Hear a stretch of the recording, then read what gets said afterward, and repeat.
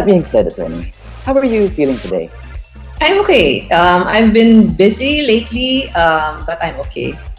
It has Well, been that's fun. It has been fun going around and still talking to the volunteers from the last campaign. well, that's awesome, Attorney Leni. And certainly we from Siklab are feeling great as well to have you on our show. Thank you once again for being on our podcast. Thank But you. with that being said, partner, hearing all of this just makes me curious about the inspiration behind the success that our guest, Attorney Leni, has today. You know what? That is so true, Penny. I definitely agree with you. And it truly is an honor to have her presence. Kaya, let's get started, with a few questions to fill our curiosity naman and truly will inspire our viewers. Yeah, I think that's a great idea, Angela. And of course, for our first question, Attorney, can you please tell us what Angat Buhay is all about and what was the inspiration behind it? Buhay is actually an anti-poverty program. We started it in October of 2016, a few months after I assumed office as Vice President.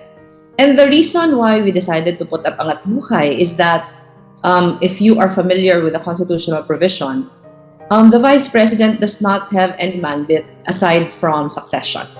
And we felt that it would be a waste, 6 years would be a waste if we will just be doing ceremonial work, because that is what the Vice President is expected to do.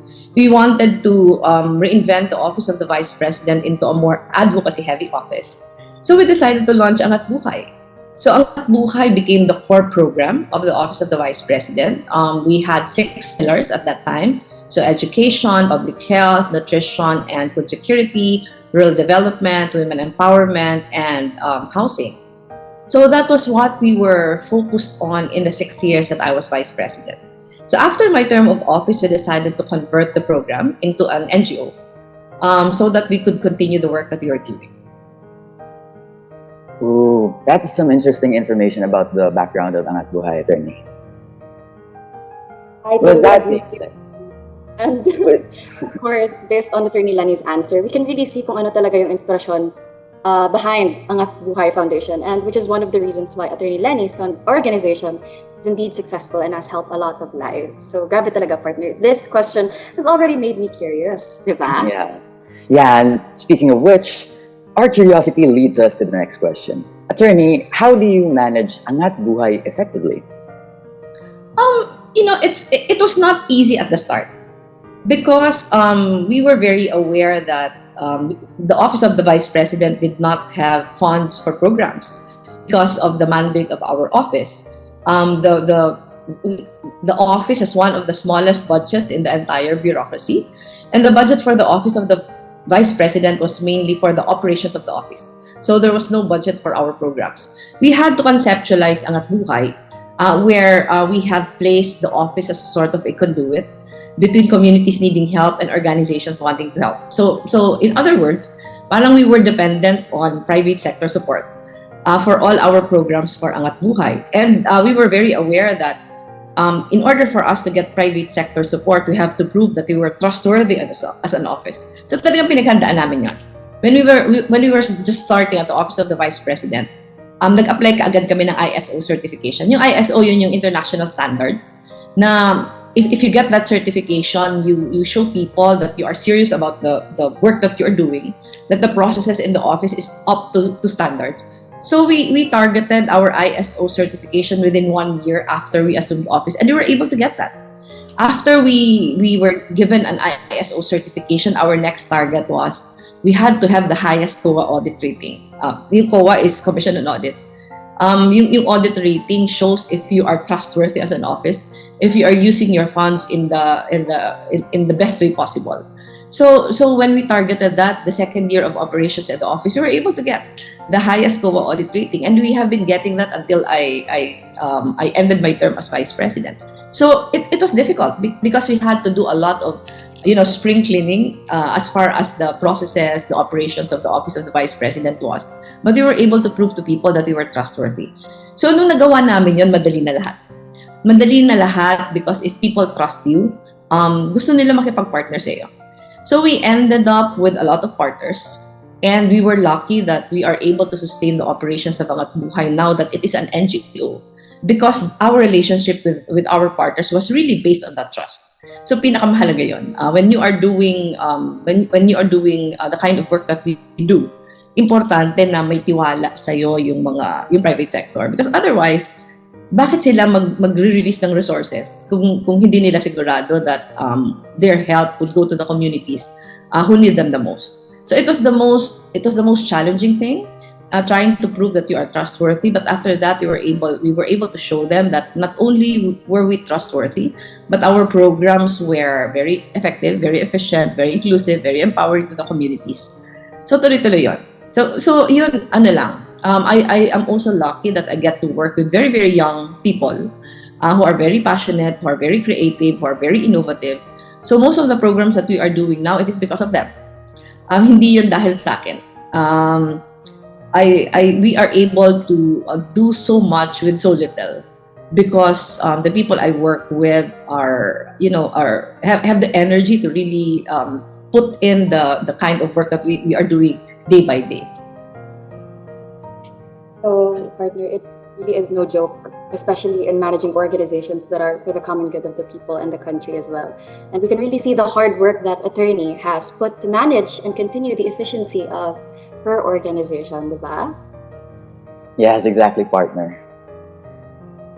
And of course, for our next question naman, Attorney, you recently launched a book called Tayo ang Liwanag. What is your inspiration in writing this book, Attorney? Alam mo, Angela, right after the campaign, even if the results of the elections did not turn out the way we wanted it to turn out, parang we still felt that we were able to accomplish so much. Dyan sa Iloilo, even if you are non-voters yet, you saw how people gravitated towards a movement that was geared towards good governance. So yung campaign, the 2022 campaign was like no other. Siguro mga bata pa kayo when the previous campaigns happened and you were not that aware yet. Pero it was different in the sense that itong campaign na to, the center of gravity was not me as a candidate. But the center of gravity was really people who are so willing to sacrifice so much of themselves, time, effort, resources, to be able to do their part, to be able to contribute. This was one campaign na kahit wala kaming pera, madali lahat. Meaning to say, halimbawa yung rallies, it was really the volunteers doing all the things.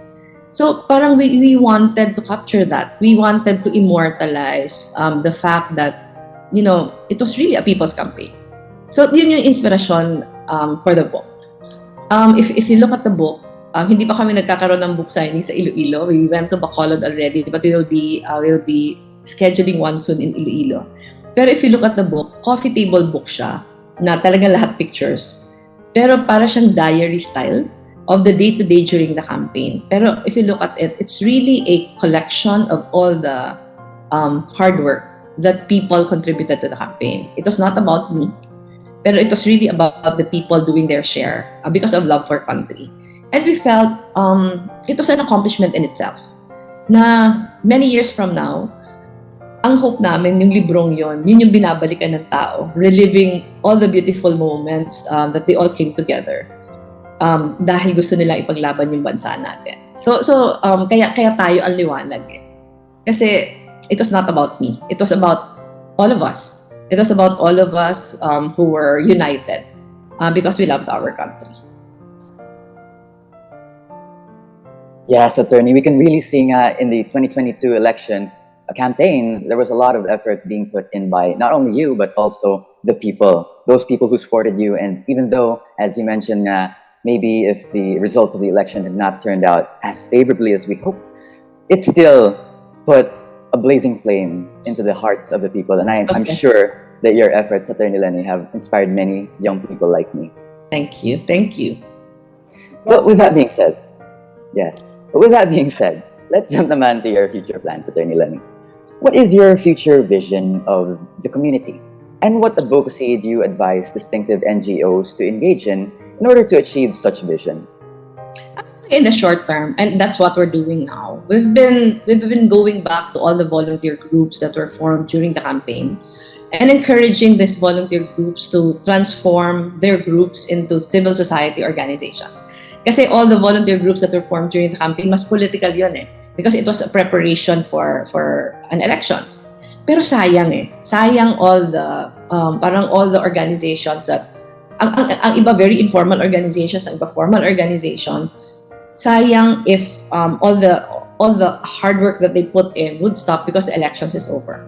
So right now, siguro 80% of my time, I've really been talking to all the groups, meeting with them, going around, and encouraging them to continue the work that they started. Not for any elections, but sayang talaga eh. Ako very, very honestly, I feel like the transformation of politics in the Philippines, of governance and of leadership, is really hinged on how active civil society is. Ito, siguro sobrang bata pa kayo to realize this, pero yung politika kasi dito sa atin has evolved into a parang patronage kind of politics. Na ito yung naririnig natin na it's a kind of leadership that is not inclusive, that is not empowering, where the center of gravity is always on whoever is holding the position. And that's not the kind of leadership and governance that we're advocating. The kind of leadership and governance that we're advocating is one that is effective, that is ethical, but at the same time empowering and inclusive. And we can only do that if we share power with the people. Yung paniniwala ko, if people are given a chance to be involved in governance, mas magiging maayos yung gobyerno natin.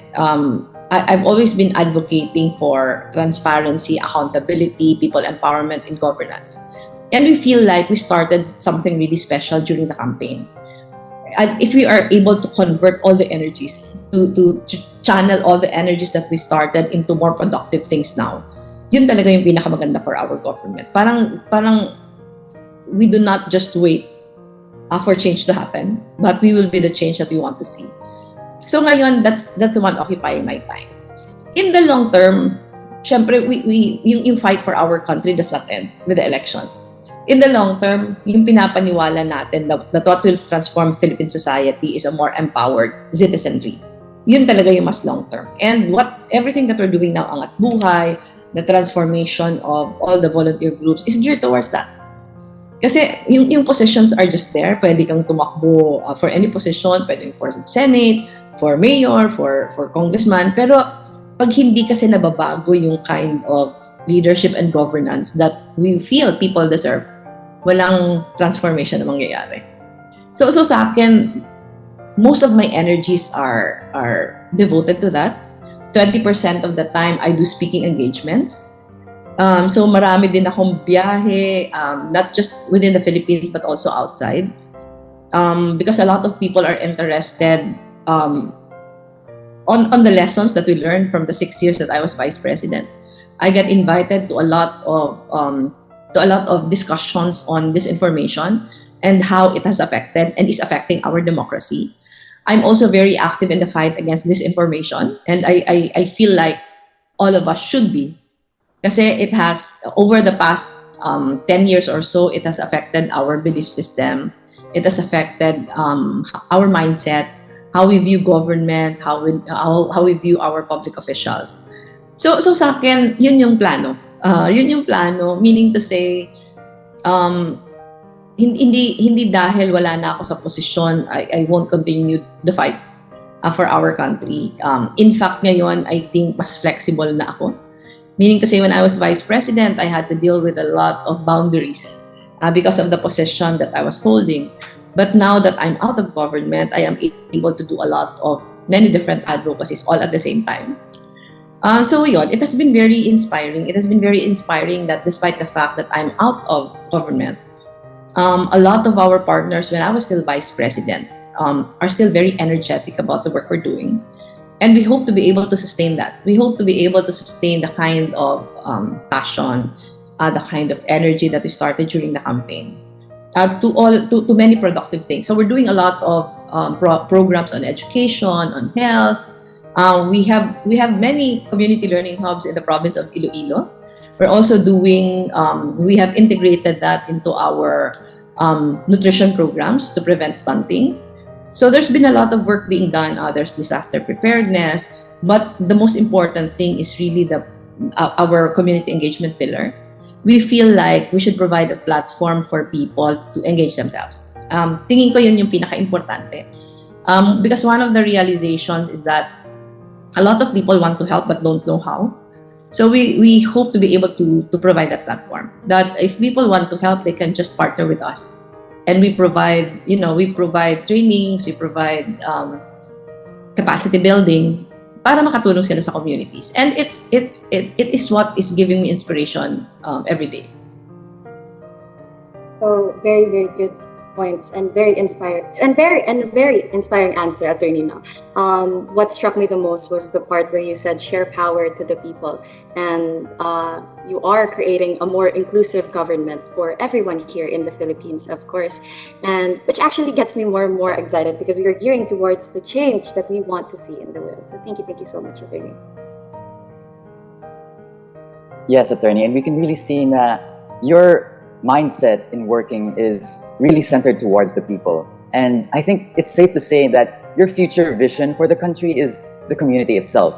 And we believe from Siklab that the work you're doing, even though that you haven't achieved the position that you were hoping for in the 2022 elections, you haven't given up the fight, and you're still doing your utmost best for the people and with the people. Thank you so much, Attorney Leni.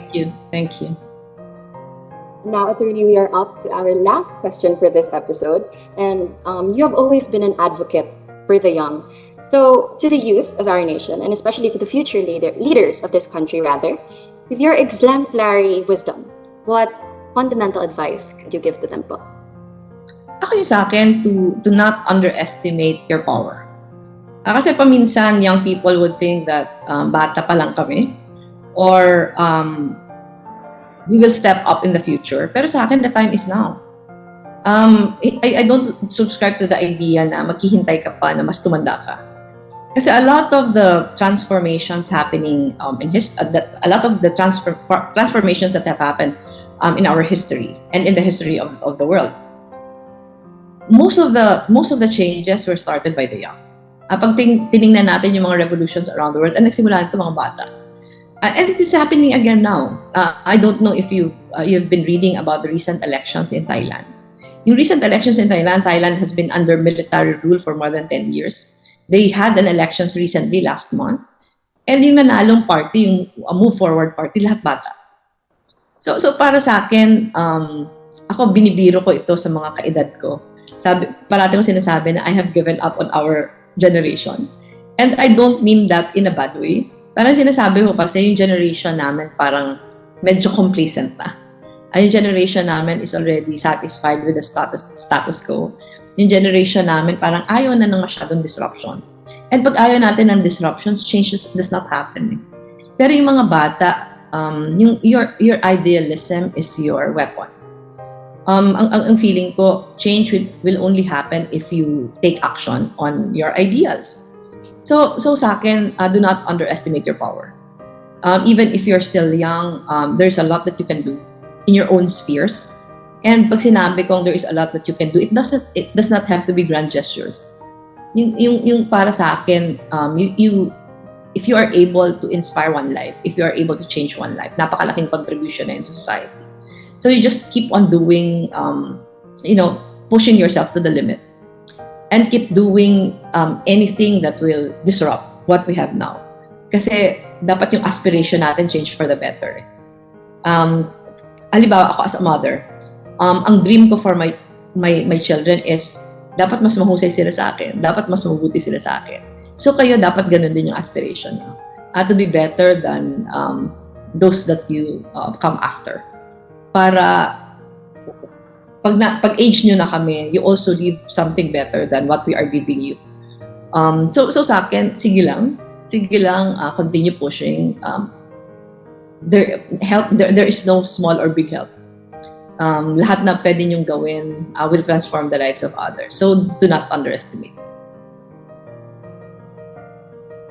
Yes, Attorney. Indeed, the youth is the conduit of change, as he said. And the ideas that the youth have will only come into fruition if they do take action, as you said, Attorney Leni. And Really, we can see how much you emphasize on the next generation and the potential of the contributions that we could make should we grow up to be raised as good leaders ignited by love and service. I definitely agree with you, partner. So inspiring indeed yung answer ni Attorney Leni, diba?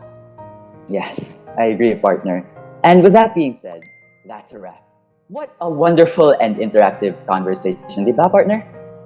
Yes, partner. And of course, I've learned a lot from this, especially from our first discussion with the inspiration behind Angat Buhay, which focuses to mandate poverty by focusing on education, public health, and the like. And we have also seen how hard it is to manage the organization. And the line that struck me the most definitely is that trust is the foundation of not just an organization, but, as well as the relationship that you get to have with the people that you work with. And as well as the book, that despite of the unexpected results of the campaign and the elections, we can really see that Attorney has set that as her main inspiration and driving force to share her experience with us, because tayo ang liwanag. It's about the people, not just one person. So, and also from the word that struck me the most kanina, the share the power to the people and creating a more inclusive government, and then ang kabataan syempre ay ang pag-asa ng ating bayan. So, I hope na ang ating mga kasikap ay may natutunan rin ngayong araw. Yes, I am sure everyone, including our Kasiklab, is now intrigued, has been intrigued about your NGO, especially after listening to this, Attorney. So, for those who are interested about Angat Buhay, where and how can they contact your organization? We have a page. That's angatbuhay.ph. We also have a Facebook page that's also Angat Buhay. There are a lot of links on that page where they can volunteer, they can find out what programs you are doing in your province. So madali yon. And there we have a lot of partners in Iloilo. We have a lot of partners in Iloilo. They can also contact our partners. Like, for example, now, we have a lot of Angat Basa centers in Iloilo. They can volunteer. We have a lot of student volunteers all over the country. We have been teaching grades 1 to 3 how to read. We have been infusing nutrition programs for our stunted children. Sabi ko nga, Iloilo is one of the provinces where we have a lot of programs. We have programs for farmers also. So maraming opportunities. If you want to engage, just visit our website. If you need to talk to somebody, we have a lot of partners in Iloilo. So marami. We are very welcome to have partnerships with school organizations. We're doing that with many organizations right now. So we can also do some partnerships. Importante to eh. Importante for the young to have a platform where they can engage. Kasi I think one of the most important ingredients of leadership is empathy. And empathy cannot be learned. Yung empathy should be experienced. It is when you go down and make your hands dirty that you begin to understand the plight of people who are not as privileged as you. And that's when you develop empathy. Yung empathy, pag na-develop na yun, tuloy-tuloy na. I think the best leaders are the ones who have the most empathy. So we hope that this would be a platform for everyone to be involved. Pinakamahalagang component itong programa namin, community involvement. So we're inviting everyone to be our partners. So thank you so much, Attorney, for answering the question. And now the people have an idea on how to contact or volunteer if ever. Well, thank you so much. Thank you. Whew, well, that was definitely a lot to take in. I think it's time for a break. Jel, what do you think? Should we play a little game? Why, of course, Ben. Syempre, to lighten up the mood, let's play Fast Talk. And I am syempre aware that everyone is familiar with this game, but for those listeners who aren't, we have you covered. Benny, why don't you go over the rules of the game? Sure, Jal. Well, the name of the game pretty much says it all. The host will ask a number of questions that might or might not have anything to do with NGOs. Attorney Leni will make every effort to respond to as many questions as she can in the allotted 2 seconds. So, without any further ado, game na!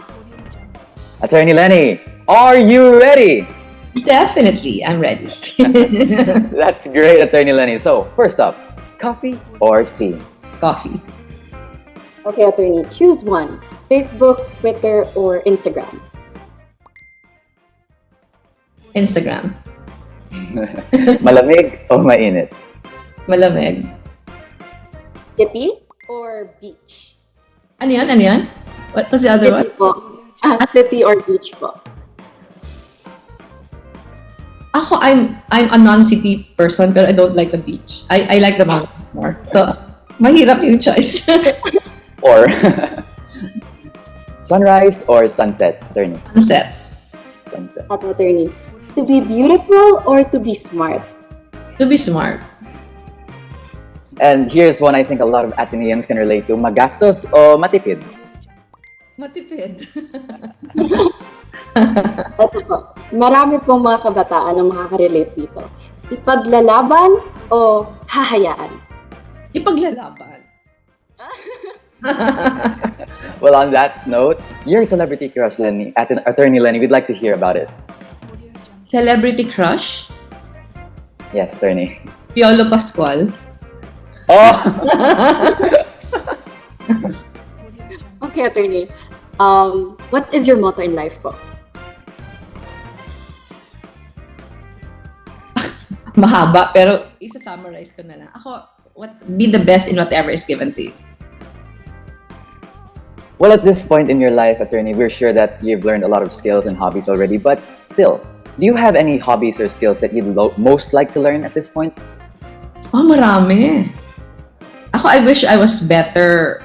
I wish I was better in IT kasi I depend a lot on my daughters. Ang dami kong hindi nagagawa if none of my daughters are there.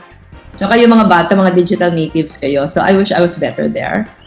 Ako, I like cooking. I wish I had more time to do that. I'm not an artist at all, but I wish I was. I don't sing. I wish I have a better voice. Marami. The list is endless. We would we would like to know po, what is your worst fear? Ako, that something happens to my children. So it's what I pray for all the time. That they are safe, they are healthy. Really a mother to the core, attorney Leni. What's the first thing you do in the morning? In the morning, ako, I drink water. I always have a glass of water beside me. That's the first thing I do when I wake up. Yeah, same here, attorney. Makaka-relate dyan. So, attorney, what is your happiest moment po? Ako na I'm with family. Attorney, do you mind sharing with us what's your favorite book? Oh, nako, marami. Ako, I love reading. I've been into a lot of biographies and travel books lately.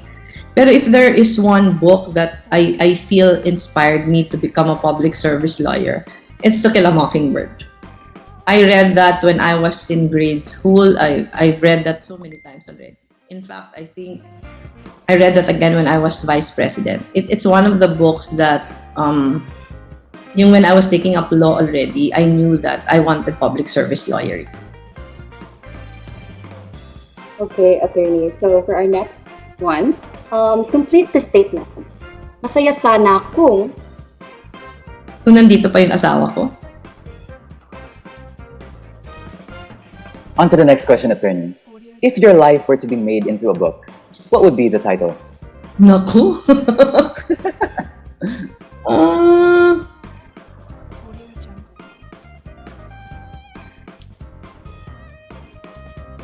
Siguro wala akong maisip ngayon. Ako, I can't think of anything. Parang yung life ko has been a roller coaster. So, siguro yun. Marami akong highs and lows. Maraming twists and turns. Pero siguro something like that. The highs and lows of attorney Leni Robredo. So, for your next question, attorney, what is your greatest achievement in your organization? Ako, I feel like my greatest achievement is it has become a training ground for young people to be leaders themselves, to be the kind of leaders that our country needs.